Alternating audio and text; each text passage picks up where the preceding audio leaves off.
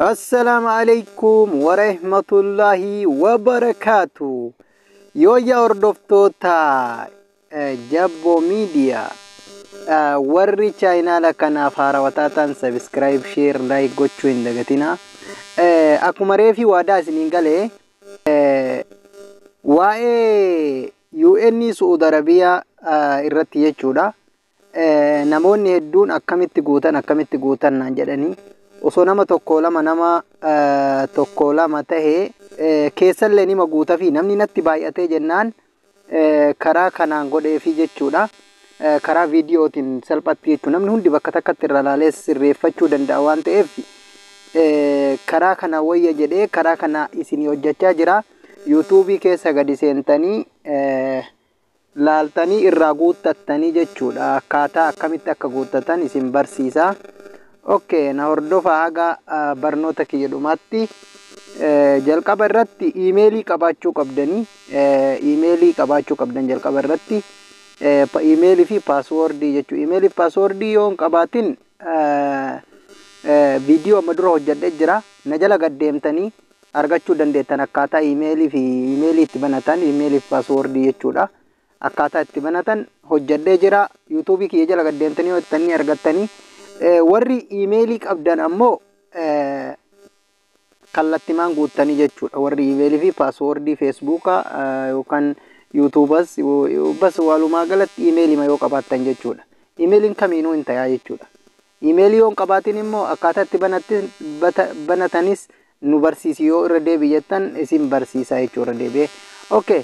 Kallattimaan Google Chrome keessa seennaa jalqaba irratti linkii YouTube jala isinii kaa'a. Linkii YouTube jala isinii kaa'u qabattanii dhuftan jechuudha. Jalqabuma irratti linkii an YouTube jala isinii kaa'a. Linkii an jala isinii kaa'u san qabattanii isin hundi keessanii isa keessan gaseentanii jechuudha. Amma yookaan immoo copy godhattanii fiddanii Google Chrome keessa seentanii copy gootanii jechuudha. Akkanuma qabdanii bakka duwwaa tanaan amma fakkeenyaaf copy qabaachi copy godhee dhufee kunoo pastor kedhuka pasti kettu kana ishee kana akkana gattuuytanii jechuudha. Sana booda akkanuma gattuuytanii jechuudha.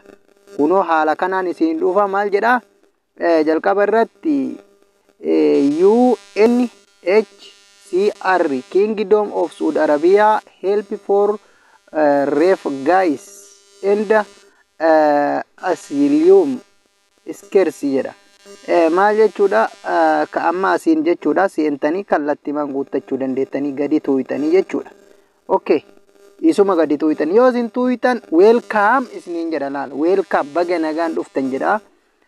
Ammallee akkasuma maal jedha UNHCR Kingdom of Saudi Arabia help for relocation. Okay, isin amma kuni amma information waan kanaati jechuudha. Information amma barreeffamni kunniin hunda yoo isinii dubbise isinii fayyadu information yoo isinii galuu didee haala isinii galuun jechuudha. Ammallee immoo haala UN kun keessa jiru maalinni rakkoon kee maalinni sababni ati biyyaa baateef jedha. Kana si gaafataa jechuudha asirratti jechuudha. Okay, inni haa ta'u maaliifii hunda isaa beekuun barbaachisaa nu fayyada waan ta'eef hunda isaa beeknee yoo deemne nu barbaachisaa jechuudha. Amma inni lakkoofsa qaba. Tokkoffaa irratti about gara lakkoofsaatti gad dhuftanii gara gadiititti jechuudha. About jedheetiin laal amma information kana fudhataa deemtan maaliifii fuulduratti gaafii isin gaafatamu jira akkaataa itti guuttantu jira jechuudha. Kingdom of Saudi Arabia maal jedha asitti ji'a guute jedha choose a month jedha kana amma information. Okay, lammaffaa irratti dabarraa lammaffaan maaliin jedha who can seek asylum jedha asylum innillee waa'ee makanaatiin wal qabata baay'ee isin fayyada.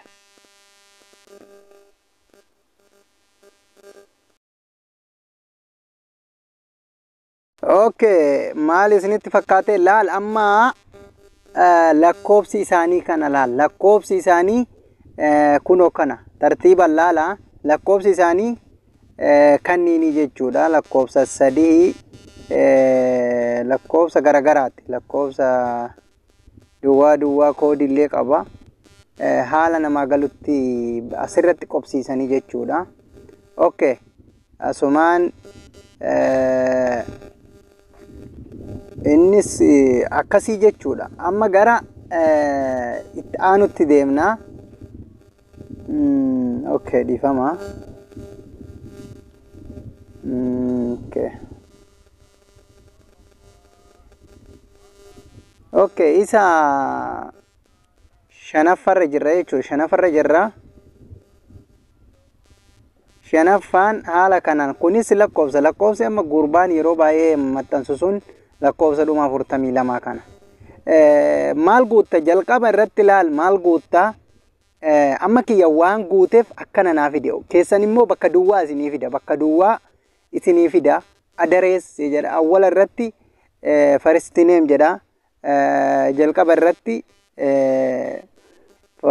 full name jedha. Itti aansee names of family number jedha. Jechuun isin nambarii dhiiftanii nambara bakka nambaraa dhiiftanii bakka nambaraa emailii jira waan ta'eef jalqaba irratti emailiidha. Isin immoo lammaffaa irratti maqaa akaakayyuu keessanii guuttanii jechuudha. Last name kan jedhu san irratti jechuudha. Inni itti aanee kiyya amma waan guutameef haala kanaan dhufe kiyya guutame jechuudha. Amma guutamnaan haala kanaan naa fida. Keessan immoo bakkee qullaa godhee isinii fida. Bakkee qullaa godhee isinii fida jechuudha. Shanaffaa kanarra seentanii bakka linkii kana gattuu hixanii yoo isin jettan bakka duwwaa isinii fida. Kiyya amma waan guutameef kun isinii galee mee fakkeenyaaf guutamu kiyya isinii akka isinii galu isin agarsiisa na hordofa. Guutamuu jechuudha. Amma kiyya akkaataa itti guuttadhe wajjin jechuudha. Amma emailii irratti wanna isinii erga. Emailii irratti message isinii erga jechuudha. Kunoo ani amma kaleessuma guute haala kanaan guute kunoo laal. Dear Sandar mee suuta laalaa kan laal suuta akka isinii galutti isinii gala jedhee yaada. Okay. Haaluma kanaanii jechuun kunoo amma emailii mul'isuun mamnu'a. Kunoo amma jalqaba irratti first name jedha. Maqaa kiyya last name kan jedhu maqaa yookaan akaakayyuu kee guutta. Emailii na itti achi booda. Emailii kee achi booda emailii keeti. Okay. Emailii na itee erga emailii na itee booda address kan jedhu irratti Saudi Arabiyaa Alkarji jedhee guute. City kan jedhu magaalaa Alkarji waan jiruuf Alkarji jedhee itti aanee country jechuun biyya kam deemuu feetaa jechuudha. Biyya kam deemuu feeta jedhee si gaafata. Achirratti barreeffama jira jechuudha. Bakka guutusanitti barreeffama jira. Okay. Completes kan jedhu immoo I am still kunimaa inni rakkoo ati himattu rakkoo biyyaaf ati baate fakkeenyaaf rakkoo sababa maaliitiif baate sababni ati gochuu qabdu sababa siyaasaa ta'uu qaba. Beela'ee yookaan waan nyaannu dhabnee maal osoo jechuu hin taane sababa wal dhabdee mootummaatiif karaa mootummaa wal dhabdee waan qabuuf biyyaa ba'ee yoo biyyatti galees galuu hin danda'u yookaan galuu hin danda'u waan ta'e mootummaan natti roorrisaa waan garagaraa jettee waan siyaasaa jechuudha. Siyaasaa makatu keessa mayitee himtaa jechuudha. Ani amma kana nagguuttatee jechuudha. Laalan barreeffamni kun kan isaati miti jechuudha. I am still in Dawood and I am very scared for my family and myself. Please, we have a conflict with the government because of political and they want to kill me jedhee ofii kiyyaa dhiyeeffadhee jechuudha.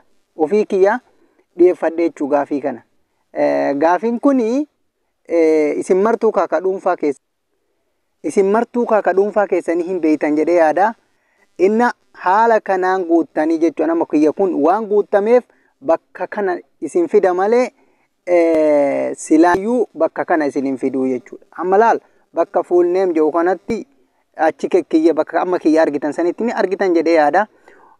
Waan kana yoo isin dhibee amma namannatti baay'ateef malee osoo nama tokko lama sadi taate ofii kiyyaa sirreessuu fi danda'a jechuudha. Namoonni waan natti baay'ataniif dhiifama narraa ta'a. Yoo isinii galuu dides aarii tokko malee